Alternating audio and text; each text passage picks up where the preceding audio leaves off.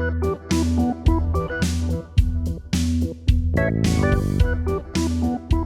friends. Thanks for joining us. Don't forget to smash that subscribe button. The word is getting out there about Ray and Benny, and it's because of your likes and comments and subscribes. So thanks for all your support. Benny, where can they find us on social media?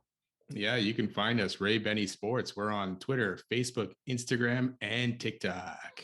Good old TikTok. We got CFL and NFL hot topics, some predictions for the last week of CFL action, some Winnipeg Jets talk, and more. But let's start off with the CFL Awards. Each team has released their nominees for the divisional opportunity to represent at the CFL Awards. So let's give our predictions for the East and West winners, at least, going into the CFL Awards. And let's start off with the rookie. And let's start off with the East Division. I got the kicker, Seth Small, like 90%, 34 out of 35 converts, I think. He's had a job for a long time in Hamilton. So I'm taking Seth Small as Rookie of the Year in the East. Ain't nothing wrong with the kicker getting it. No, he actually came on pretty good. He took over for Dominga, right? Matt Dominga? Yeah. Yeah, and a pretty good second half of the season for Hamilton, especially as a rookie. So definitely a good choice. I am going to go, though, different than that. I'm going to go with Tyson Philpott from the Montreal Alouettes. Yeah, who had a pretty good return season for missed field goals, kickoff returns, and even got in some rushing stats on top of his receiving stats. So yeah, pretty good season for him. Good start as a rookie. Yeah, good Canadian, good lineage, obviously. His brother's doing some good things out in the West Coast. So they have a bright future for those two. Any question about who the rookie in the West will be? If there is any question, then you might have to get yourself checked out. Check it out now. Yeah, it's Dalton showing, man, and I expect him to win this award, no problem, too. Yeah, on touchdowns alone. Yeah, I mean, the guy leads the league in receiving yards as a rookie, touchdowns. You know, it's just been an amazing season for him, and you know, hopefully over the next couple of weeks he keeps it going right to a Grey Cup victory. Yeah, since preseason, this guy has been on the radar for Bomber fans, and he has delivered. Let's go to special teams.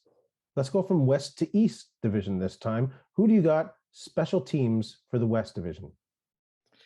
You know, I had to think about this one because for me, it was Mario Alford also had a good season returning the ball.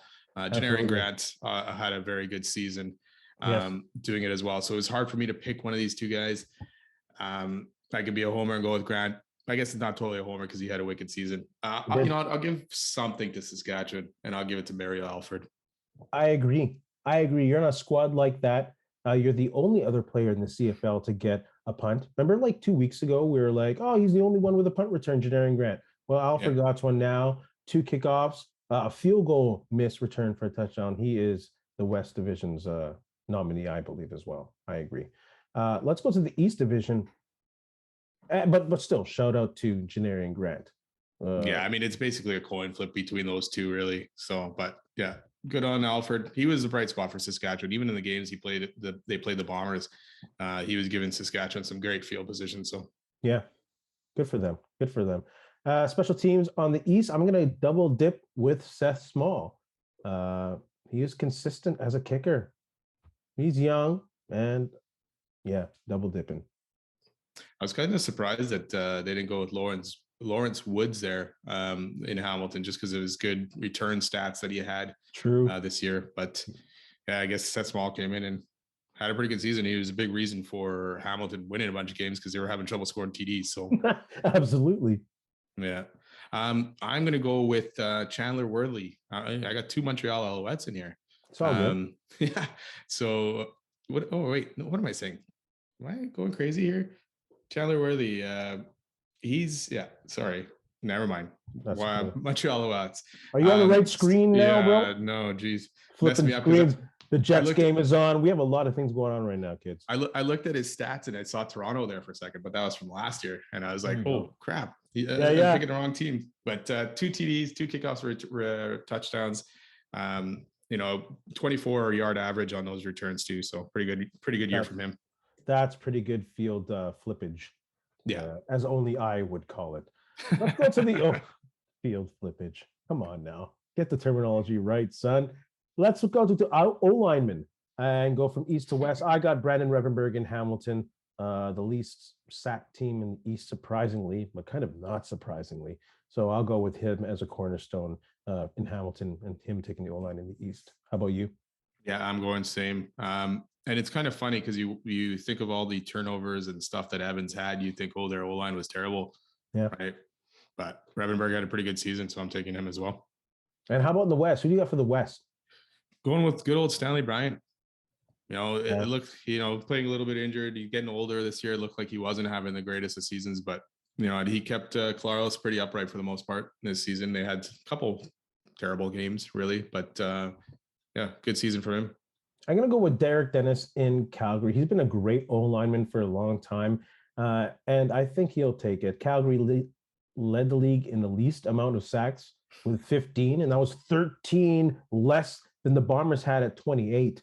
And he's just he's solid as a rock, and he had two different quarterbacks that he had to keep upright, and he kept it going. So I'm going to take him as O-lineman in the West. Let's go to the Canadian in the West. I got Nathan Rourke. I'm sorry, I know he didn't play full season, but I have to go with him. It's just amazing what he did. I was going to take Rourke too. I'm going to go with Dembski just because he had a pretty good season there, receiving injured. Started off slow, got injured, came back, and he was on fire for that second half of the season. Yeah. I do think they're going to give it to Nathan Rourke though, even though he played half the season. Yeah, he put out some crazy stats. So isn't he like second or third in touchdowns still? Yeah.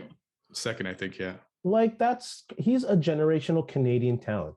People say, "Oh, he went south to learn." It doesn't matter. He was born here, and there hasn't been a player that was born here that's had such an impact on the game as Nathan. Well, exactly. On the offensive side, at least. Yeah. For sure. How about on the East? Curly Gittins from Toronto. I agree. Over 1,100 yards, 5 TDs, 81 receptions.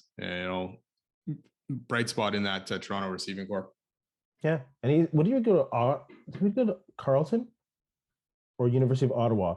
It's somewhere in Ottawa, but props to him. He's such a good receiver, and he has a wicked ass name. Yeah, Curly Gittins Jr. Yeah, we both agree. Let's go to the defensive player from the East. I have Lorenzo Molden. It's a tough time in Ottawa, but 16 sacks. Yeah, that was crazy. He was running the joint. Yeah. So I'll give him the defensive player of the East. Who you got? Same guy, Lorenzo Molden. Yeah, when I was looking at those guys, and I'm like, 16 sacks. I was like, wow, no brainer. Yeah, absolutely, absolutely. And they had a good defensive line in Ottawa. Yeah, and it's just they had such a hard time getting media coverage and hype, and no one hyped him up. So, props out to him. I hope he wins it all. And let's go to the West with a veteran player who probably should have won this award, who knows a couple times, at least for me, is Sean Lemon. He's finally getting some respect, I think, where he is. 14 sacks, respectable on his own. Mad props to Willie Jefferson, but I'm going to take Sean Lemon on this one. I'm going to have to agree with you on that one again. Sean Lemon for sure. And it's funny because you say about Lorenzo Molden not getting media press. We heard about Sean Lemon, and the season he's been having and all this and all the sacks. And then you look at Lorenzo and he's like 16 sacks. Well, he did better than Lemon. How come we didn't even hear his name once this year, right? So, but good on Sean Lemon. Like you say, he probably should have won this or been in the running at some point, but he's, for his age and having the season that he's having on that Calgary D is pretty good. Yeah, cheers to him. Cheers to him. Let's go to MLP. I got Zach Caleros coming from the West. I know I'm going to play Homer here, but he was steady. He had huge games when he had to, kept the team in the game when when they faltered a bit, sometimes not, but I'll take Zach Caleros. He's just a steady presence and a winner. Yeah. He wins. There's no question. Yeah. I mean, and the wins are part of it, right? And he helps his team win. Obviously there's a couple of games where he was along for the ride kind of thing, but he put up some good numbers and he got the job done. So I agree with you on that one too. In the East, we'll see if we have the same player here. This was kind of hard for me, but I'm going to go with Eugene Lewis in Montreal. 91 receptions, over 1,300 yards, 10 touchdowns. Eugene Lewis. Yeah, I can agree with you on that one. He was kind of in my top two, or not kind of. He was in my top two, but you know what? Uh-huh. I'm going to give some props to three last names. You won't give this to the law firm? Yeah. So, Fair to man, you. you know what? He put up some Yes. steady numbers. Yes. And when I was looking at it today, I was like, oh, I can't pick him at all. And then I Yeah. look at it, and he's thrown for the most yards. I mean, he's also thrown the most passes in the league. Yeah. But 23 touchdowns so far this year. He's been a solid guy. He hasn't made too many mistakes to cost them games. True. Yes, True. he's had his mistakes to cost them games. Then let's get this straight. He's not going to win. He's not going to beat Zach Alaros. But from the East, when there's not much there, I'm going to give MBT his due. Okay. Friends, put your candidates down there. I'm not going to argue with it. That's fair. 4,700 yards. That's fair. Speaking of QBs, let's go quickly with our end of the year QB rankings with our QB Power 5 in the CFL. I'm going to give you my 5, and then you give me your 5. At 5, I have the guy you just have as the Eastern MOP, the law firm, 3 last names, McLeod Bethel Thompson, 4, Vernon Adams, 3, Jake Meyer, 2, Nathan Rourke, and 1, Zach Caleros. Who are your 5? You know what? I didn't see enough from Adams so far this year, so I didn't put him in there. But I got Harris from Montreal there at number 5. Gotcha. MBT number 4. Yeah. Jake Mayer at number 2. Nathan Rourke at Jake Mayer at number 3. Yeah. Nathan Rourke at number 2, and Zach Claros at number 1. All right. So other than Vernon Adams and Trevor Harris, we're pretty much on the same path there. Share your Power 5 QB rankings as well. Quick predictions for this weekend's game. Friday Night Football, Lions at Bombers. Who you got? It's so hard to say because it's like who's going to play, how long are they going to play, and all that stuff. So I just went with the Bombers here. Yep. They get some guys back. Ellington, Wolotarski are back at least. Get ramped up for the playoffs. So that's great to see. Dembski's out, so hopefully that's just nothing more than just giving his body a chance to rest or whatever. Yeah. But it's good to see because they got their whole O-line, their whole offense all together. That looks like it's going to be ready for that West final. Yeah. So it's exciting to see that. And they've got guys playing in different positions as well tomorrow. Big Hill's playing weak side linebacker. Yeah. So, and for those reasons, I'm going to go with the Lions. I'm not going to say it's a gimme. They're not going to give it to the Lions. They're obviously going to be, you play to win the game, and they will do that. But I think, Nathan Rourke, there'll be more excitement on the Lions and less urgency in the Bombers end, and I think the Lions will take it. Who do you got? Ticats, Red Blacks. Let's give it to Bobby Dice and go with the Red Blacks and end off the season for him on a high note, and hopefully that gives him a chance at getting that job. Yeah, and let's win a game at home, Ottawa. That too. 21 out of 22 losses. That's enough. Come on, let's stop that. So yeah, I also got the Red Blacks and Bobby Dice, who is nice. Rough Riders and Stampeders. I got the Stamps to win at home. Who do you got? Yeah, I gave it to Stamps. I'm assuming if they're playing Bo Levi, he's going to beat the Rough Riders here, and I think the Rough Riders are checked out. They're gone already. They're on vacation. Yeah, the leadership committee has left the building a long time ago. Yep. Als and Argos a couple of weeks ago, maybe 3 weeks ago, we thought this may be play for the first place in Eastern Final, but it's not, so it doesn't mean much. I'm going to take the Als to win in Toronto. Yeah, I got the Als too. Your boy Chad Kelly's finally getting the start, though. Oh yeah! Watch him set it on fire. We'll see if he can steal MBT's job for the playoffs. Jeez. Well, now that you say that, I kind of want to go with the Argos, but I'm not. I will not. Let's move on to some football south of the border with some NFL hot topics. Aaron Rodgers talking about calling players out, calling their playing time out. We know Matt LaFleur ain't going to do nothing with that. He's weak in regards to Aaron Rodgers. Was he wrong to do that? In public, yes. Behind closed doors, no. I mean, he's been there long enough. He's been in the league long enough to maybe try to fire back at some of his guys and stuff like that. But to go on to McAfee's podcast or whatever and announce that, hey, this is what I said to the team kind of thing. It's like, you're taking a shot. And is it a shot at the young guys? Yeah.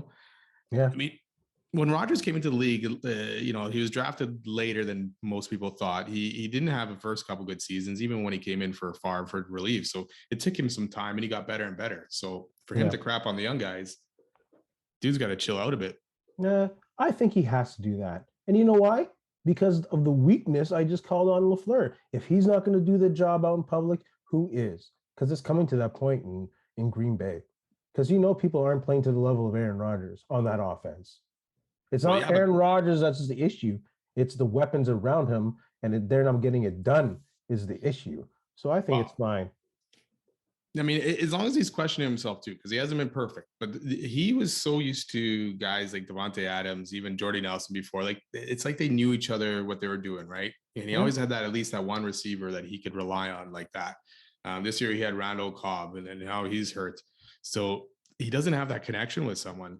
So it hasn't worked out as well. And even when plays break down, he always had Devontae Adams out there to look for and throw that pass. And now he has no one that he can rely on or expects to catch the ball. This is like 7 weeks into the season and preseason. Someone has to step up.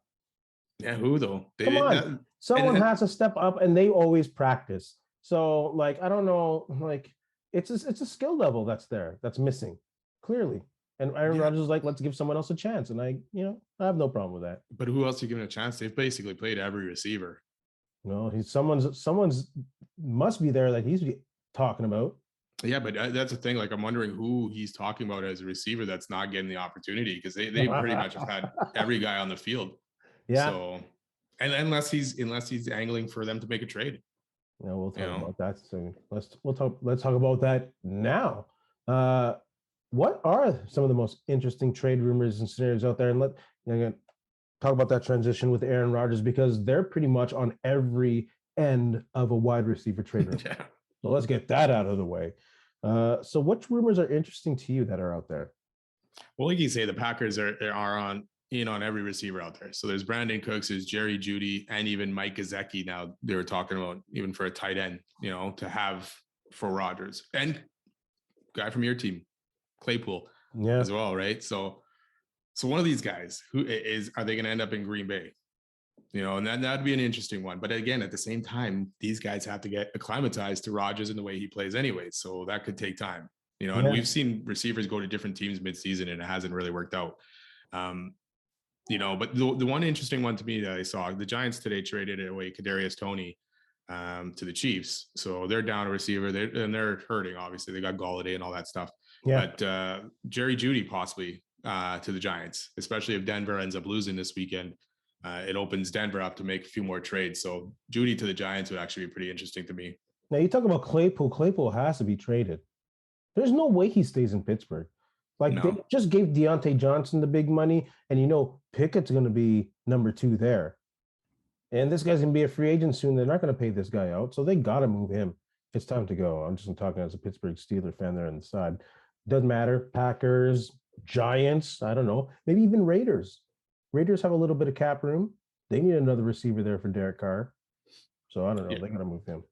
Yeah, whoever makes a move from, it's also in terms of keeping him around in the future as well, right? So they got to have room to pay him. But I mean, it's not like he's not going to be at the upper echelon of the wide receiver contracts here unless all of a sudden he goes crazy over the next year and a half. He's a 2 receiver. Yeah.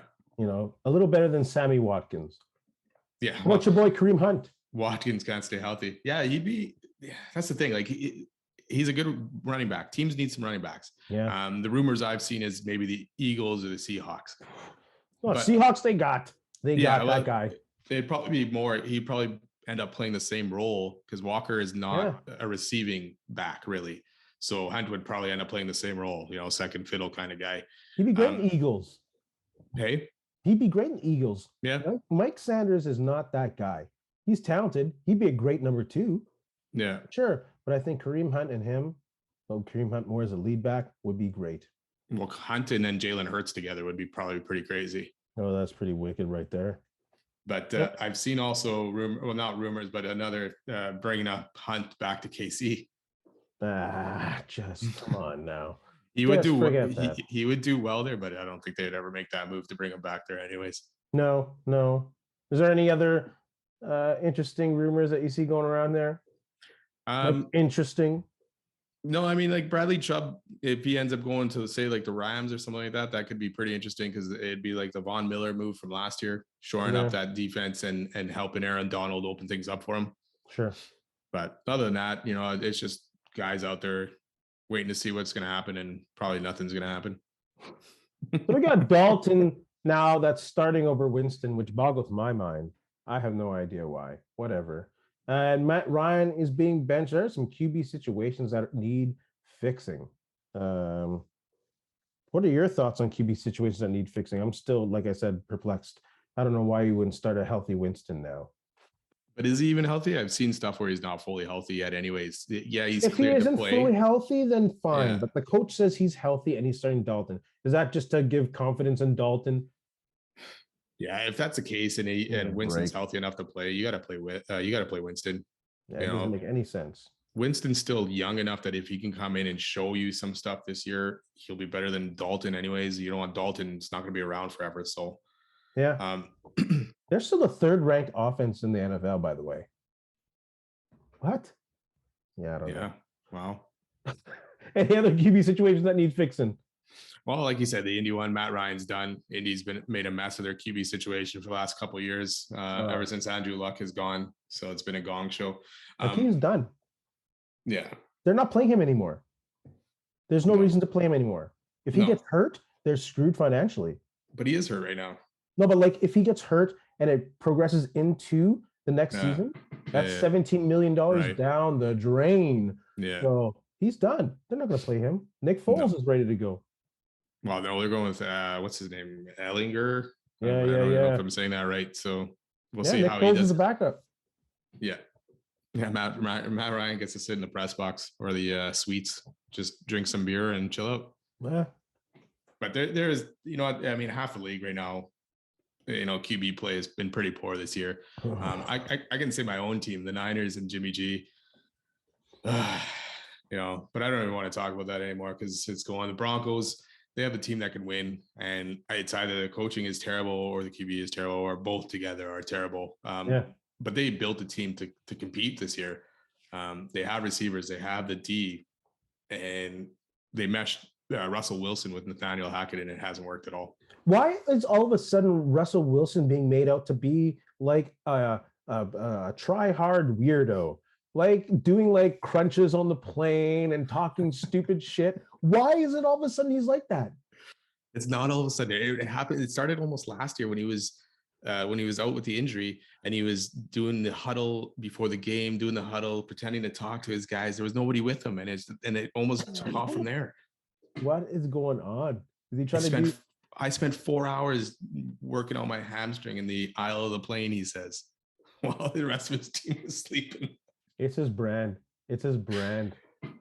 If you've ever listened to Sherman and Lynch on a podcast, they kind of allude to some of this stuff and they talk about him and stuff. And to hear the stories of what happened in Seattle would probably be pretty interesting. Maybe one day. I'll check it out. Let's move on to NHL Jets.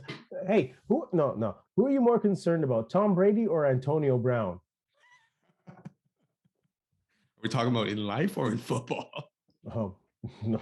Whichever. Life is football for one of them. Like, man, Tom Brady should have just retired. He should have stayed married. He should have that way and that. So, but AB is so far gone. It's crazy. What is happening with this guy supporting this? Yay for, oh my goodness. It's embarrassing. Yeah, he's a terrible person. Let's move on to NHL. Terrible person. Let's move on to NHL Jets hot topics. A little bit on a serious note here. Rick Bowness not making the road trip, dealing with dizziness. Is this a reason to be concerned? Obviously, yes, it's a reason to be concerned about Rick Bowness's health. Nothing is more important than that. But organizational wise, is it a concern, or is this a team of veterans where they can go ahead and sail and everything will be all right? Yeah, I think so far. I mean, you saw it on Monday; everything was all right there. Is it a concern? It depends how long it ends up going for. Hopefully, hopefully it's just a thing of him coming back way too early from having COVID, getting right back into things, jumping in, and who knows how long he was working. Getting back from COVID, he might have been putting in extra hours thinking he had to catch back up or whatever. So we'll see how long it goes. They got Scott Arniel behind the bench. Not a lot of. I mean, he's coached a little bit before head coaching wise, right? So we'll see how that goes. But I'm hoping Bonus can end up getting back behind that bench sooner or later. Yeah. I'm assuming he's not going because it's a road trip, kind of thing. So maybe if they had a home stretch here, he'd probably be back in a few games. But we'll see how it goes, and hopefully he's doing okay. I agree. Shout out to Coach Rick Bonus. The Jets have the Kings, Coyotes, and Knights over the next 3 games. Keys to the game for these ones? Yeah, I'm looking big picture kind of at these things, and they almost have to come out and play the same way they did against the Blues. A little bit of suffocating the hockey, shutting down the Blue or shutting down these teams, not letting too many shots. Absolutely. The power play has to get going a bit. It didn't score last game, but that power play really needs to be a big factor in helping the Jets start win some games and score some goals. Ehlers is not back. So, it's going to take a little bit of a back seat there for a bit, but hopefully they can get that going. Yeah, it's when you say about offense, I think they really need to get the offense going and keeping the shots down against a team like the Kings, which they have tonight. They're half an hour in. Do we have a score on that one? Yeah, it's not good. It's 3-1 LA right now. See, well, you have to keep those dangerous shots low. I'm looking at my notes here. The Kings offense wasn't much to sing about last year, but they got Kevin Fiala, and now they're kind of turning that. And Arvidsson is returning. I don't know how much he's played tonight, how much of a difference he's made, but they're already 3rd in the league in scoring.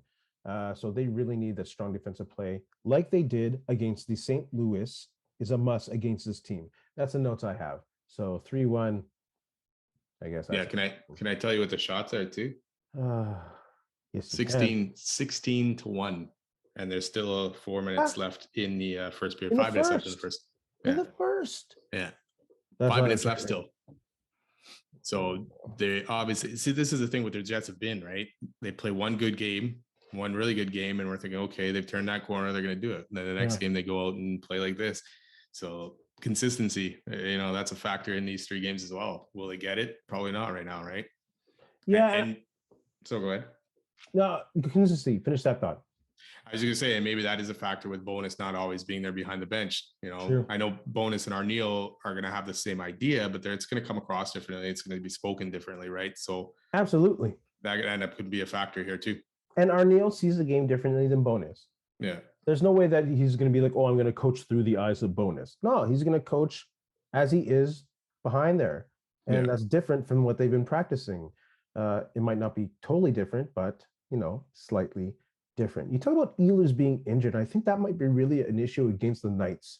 I can't remember what their new coach's name is because I'm horrible with names. But they have that new zone defensive system. And I think not having Ehlers there to really open things up, especially for that first line, who's struggling a bit. Did Connor score that?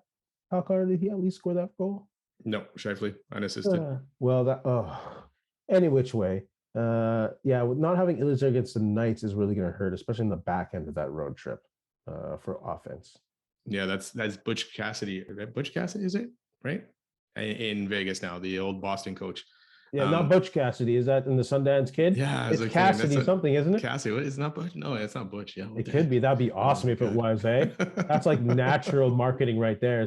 Who's the Sundance Kid? Jack Bruce Eichel? Cassidy, isn't it? Bruce. Bruce.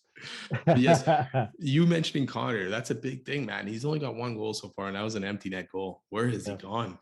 He was the most reliable guy last year scoring goals. Yeah.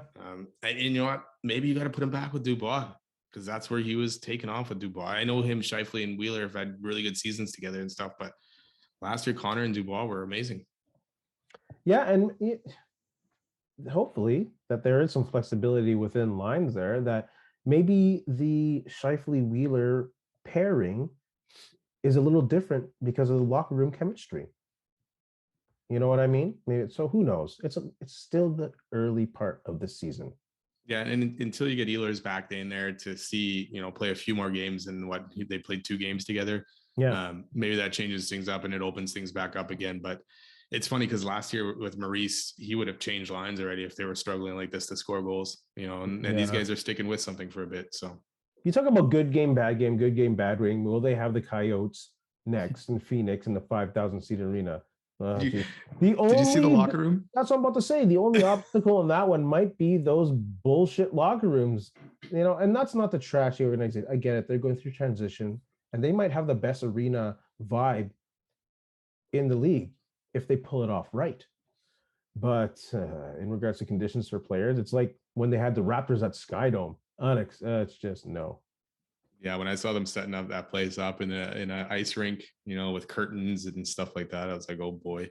But they're going to be selling $25 tickets to students, so maybe they'll eat those up and go crazy in those games. But that whole arena rink is it's a gong show. But we've talked about that before. So the whole situation since they moved there has been a gong show. The Coyotes, by the way, have scored more goals than the Jets in 6 games. Yes. Yeah, nothing's a given here. The Jets got to get it going, man. Score more goals. Stop letting so many high quality, dangerous chances go. And they did it the other night, but they couldn't do it 2 games in a row. Go Jets, go though. Yep. Go Jets, go. Long season. Not long. It might be really fast if they do well. Let's go to shoutouts. Let's keep it in hockey land. I got a shout out to the 2 top teams in the Manitoba Junior Hockey League who are also in the top 20 in the Canadian Junior Hockey League rankings. The Steinbach Pistons, who are 12-2, moved up 6 spots from 11 to 5, and the Portage Terriers, who have a record of 11-2, dropped a little bit from 6 to 10. But hey, 2 Manitoba teams in the top 20 in Canada. Shoot. Yeah, it's always good to see. Shout out. You got a Brickhead? I do. And I'm going to give him one more for the season before it's over, because I think I've already given him maybe one for sure, maybe 2 already. But I'm going to give it to Saskatchewan Rough Rider coach Craig Dickinson one last time for his boneheaded, brickheaded move last week to leave Fajardo on the sideline, go with Mason Fine in a must-win game, and watching it totally blow up in his face. Yeah, that was like the nail in the coffin there, eh? Yeah. Man. Yeah, I mean, I expect him to be fired the next day after their last game. I'd be surprised if it lasts any longer than that. Oh, he's ready for the Undertaker. Bong, coming out of the smoke. Bong. Exactly. Oh, that's a good Brickhead. Cheers to you, Craig Dickinson. Benny, you got anything to say to our friends? You know what? Again, thanks a lot for listening. Don't forget, subscribe, follow, check us out, and have a good weekend. And to steal the famous words of Ed Whalen, in the meantime and in between time, that's it. Another edition of Ray and Benny Talk Sports. You really think the Bombers are going to win this week? I think so. I don't know, bro. I don't know. I mean, they're both going to be resting people, so... Do you think people are going to go to the game? Hey, friends and neighbors, don't forget to check us out online on Facebook, TikTok, Instagram, and Twitter at Ray Benny Sports. And don't forget to check out our YouTube channel. Leave a like, leave a comment, tell us what you think.